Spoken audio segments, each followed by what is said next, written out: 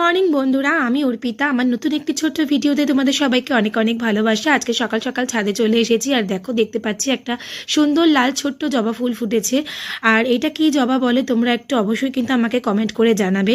তো একটু পরে আমি তোমাদের জবাটা খুব কাছ থেকে দেখাচ্ছি। আমি যদিও নামটা জানি, কিন্তু তোমরা যদি আমাকে জানাও তাহলে আমি জানতে পারবো আমি ঠিক জানি কি না।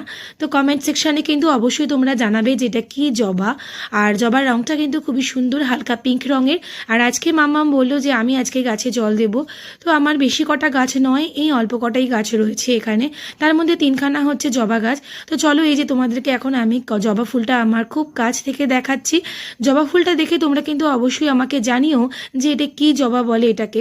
আমি যেটা জানি সেটা ঠিক কিনা তোমাদের সাথে মিলিয়ে নেব। তাছাড়া সত্যি কথা বলতে আমার জবা গাছের ভীষণই খুব শখ।